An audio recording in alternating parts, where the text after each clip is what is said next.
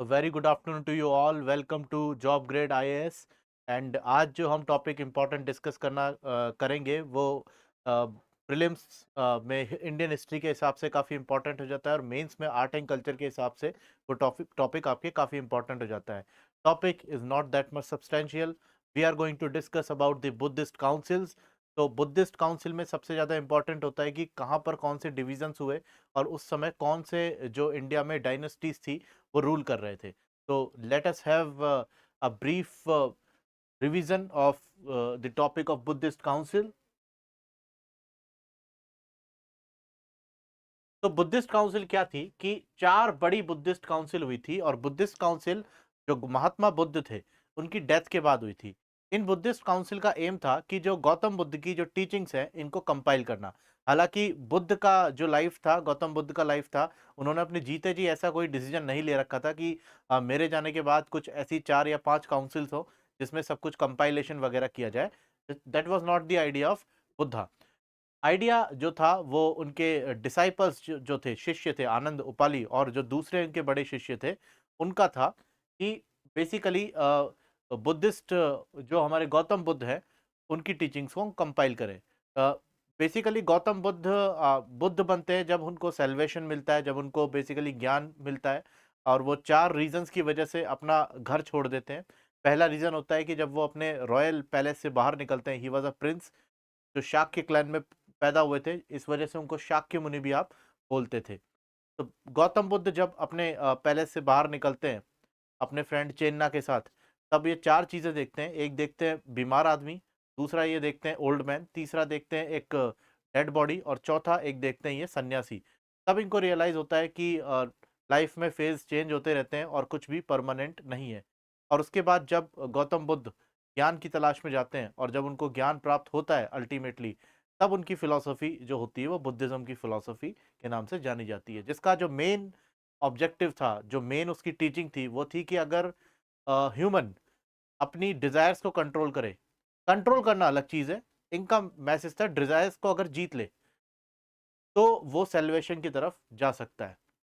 और इन्होंने ही ये स्लोगन दिया था, desire is the root cause of sorrow. तभी जो दुख है उनका जो कारण है वो है इंसान की इच्छा। ठीक है, तो इच्छाओं पर जीत का बेसिकली गौतम बुद्ध जो थे वो सारे सरमन्स में मेंशन जरूर करते थे। तो गौतम बुद्ध का डिमाइस होता है और उसके बाद 4 बुद्धिस्ट काउंसिल होती है। पहली बुद्धिस्ट काउंसिल होती है 483 बीसीई में, जब गौतम बुद्ध महापरिनिर्वाण को चले जाते हैं। ठीक है, गौतम बुद्ध का को जब ज्ञान प्राप्त हुआ था उसको निर्वाण बोलते हैं और गौतम बुद्ध ने जब अपनी बॉडी को छोड़ा था उस इवेंट को महापरिनिर्वाण के नाम से आप जानते हैं। तो राजगृह आज का बिहार, और वहां पर जो प्रेसिडेंट थे वो बुद्धिस्ट स्कॉलर महाकश्यप थे। इस बुद्धिस्ट काउंसिल को करवाने वाले जो पैटर्न थे वो थे अजात शत्रु। अजात शत्रु हर्यक डायनेस्टी के उस समय किंग होते थे। ठीक है, हर्यक डायनेस्टी आपने पढ़ी होगी, जिसको पैट्रिसाइड डायनेस्टी भी बोलते हैं, पितृहंता वंश भी बोलते हैं।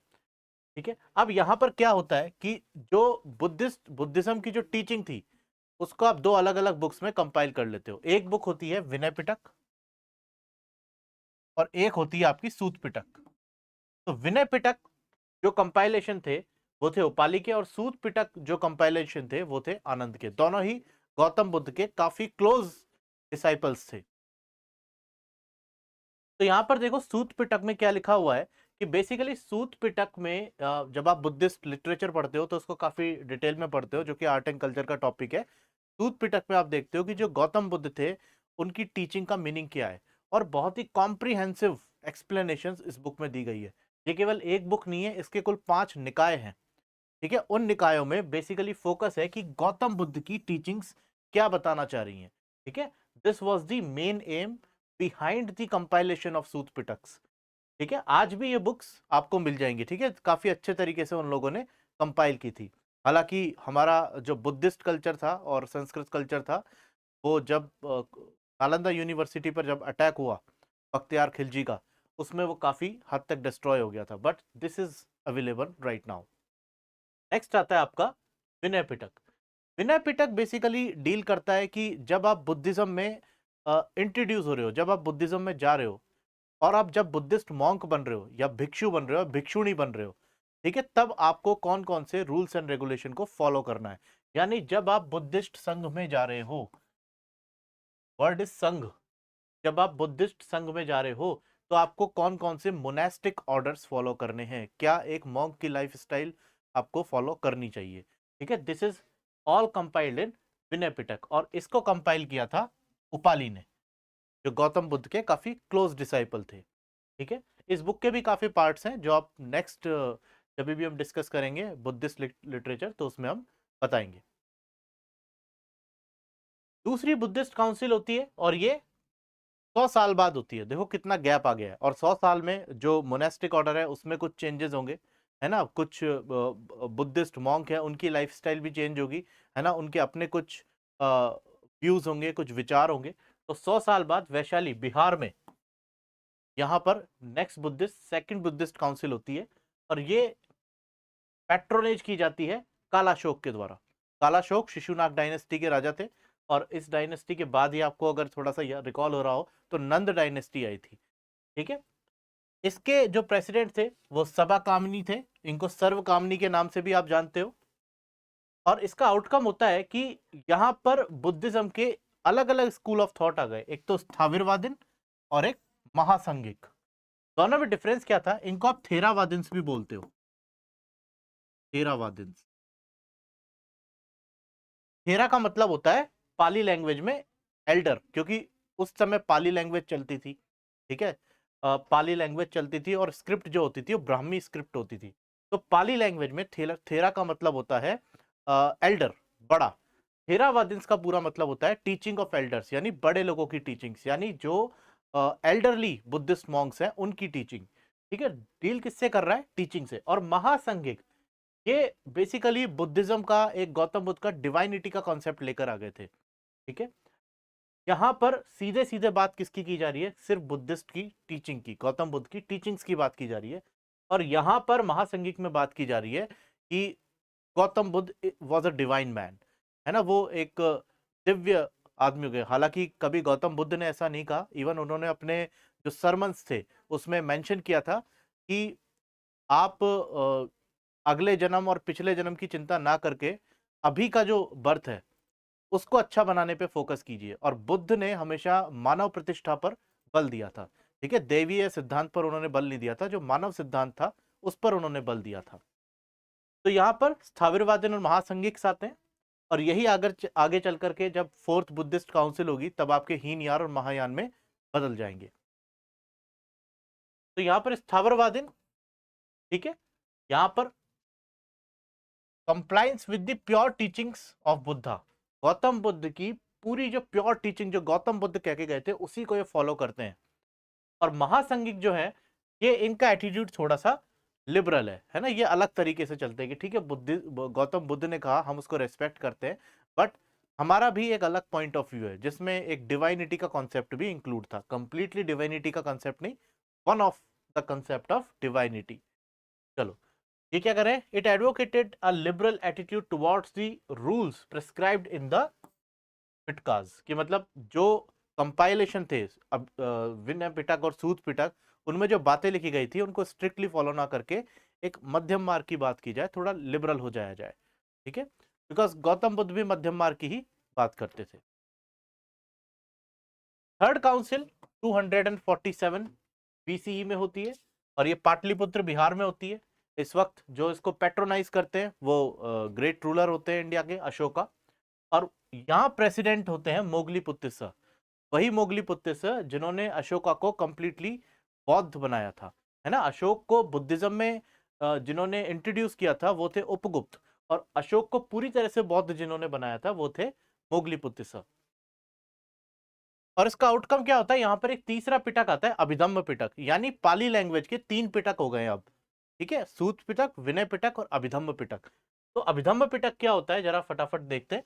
अभिधम्म पिटक कोई सिस्टमेटिक फिलॉसफी नहीं है, बेसिकली यहां पर क्या है कि ये डील करता है आपके रिवर्क, मतलब सूत पिटक और विनय पिटक और जो बाकी जो टीचिंग्स थी उन पे दोबारा काम करके उनको वापस से कंपाइल किया गया। ठीक है, जरा इसको देखो, यहाँ क्या लिखा हुआ है, Abhidhamma Pitaka are not systematic philosophical treaties, ठीक है, but a detailed scholastic reworking according to schematic classification of doctrinal material appearing in the सूतास। ठीक है, वही बात है कि जो सूत पिटक विनय पिटक में था उसी को एक एक बार और अच्छे से इन्होंने कंपाइल किया है। चलो, मतलब एक रैशनल वे में ये सूत पिटक और विनय पिटक को रिप्रेजेंट करता है, अगर सिंगल वर्ड में अगर इसको बोलूं तो मैं। नेक्स्ट आती है आपकी last Buddhist council, fourth Buddhist council. Indian history में हम 4 ही बुद्धिस्ट काउंसिल पढ़ते हैं, टोटल 6 हुई थी, फोर्थ है ये, कश्मीर में हुई थी। और इस समय कनिष्क जो थे कुषाण वंश के राजा, वो रूल करते थे। और इस टाइम जो प्रेसिडेंट थे वसुमित्र थे, जो बहुत बड़े बुद्धिस्ट स्कॉलर थे। और इनके जो डेप्यूटी होते हैं अश्वघोष, ये भी इनके साथ एज अ प्रेसिडेंट बैठते हैं। तो यहां पर अब बुद्धिज्म जो है वो 2 मेजर सेक्ट में बढ़ जाएगी, हीनयान और महायान। जरा देखते हैं हीनयान और महायान क्या होता है। हीनयान बेसिकली एक संस्कृत वर्ड है जिसका मीनिंग है स्मॉल व्हीकल। एग्जाम की पॉइंट ऑफ व्यू से आपका स्मॉल व्हीकल लार्ज व्हीकल से कोई लेना देना है नहीं। आपको ये याद रखना है कि यहाँ पर हीनयान जो फॉलो कर रहे हैं लोग, वो बेसिकली इस बात को मान रहे हैं कि हम गौतम बुद्ध की डिविनिटी के कंसेप्ट में नहीं मानते हैं, क्योंकि गौतम बुद्ध ने खुद ने ही ऐसा नहीं कहा। गौतम बुद्ध ने कभी ऐसा नहीं कहा कि मैं बहुत दिव्य हूं, है ना, आई एम डिफरेंट, ठीक है, फॉलो मी। गौतम बुद्ध ने खुद ने अपने आप में इंप्रूवमेंट किए थे और एनलाइटन हुए थे, और उसके बाद उन्होंने टीचिंग दी थी। तो हीनयान जो सेक्ट के जो लोग थे, गौतम बुद्ध की उन्हीं टीचिंग्स को फॉलो करके मोक्ष की ओर जाते थे, एनलाइटनमेंट की ओर जाते थे, ठीक है। अब यहाँ पर इसके भी स्क्रिप्चर्स जो है वो पाली लैंग्वेज में लिखे हुए हैं। नेक्स्ट आता है आपका Mahayana Buddhism. Mahayana Buddhism again ये गौतम बुद्ध की डिविनिटी के कंसेप्ट में जाते थे। बेसिकली गौतम बुद्ध की मूर्ति की पूजा करना, उनकी जातक कथाओं में मानना, एक कंसेप्ट होता है बोधिसत्व का, उसमें बिलीव करना। तो महायान का कंसेप्ट ये है, आज जो वर्ल्ड में ज्यादा जो फॉलो हो रहा है वो महायान सेक्ट है, ठीक है। थोड़ी टाइम की हमारे पास अभी कमी है, तो मैं इसको यहीं वाइंड अप करूंगा। आप इसको अच्छे से पढ़ना डाउनलोड करके, ठीक है, आपको बहुत ही इजीली समझ में आ जाएगा। बुद्धिस्ट लिटरेचर जब हम पढ़ेंगे तो इनको काफी डिटेल में पढ़ेंगे। एक सेक्ट वज्रयान और आया था जब पाल किंग्स इंडिया में रूल करते थे।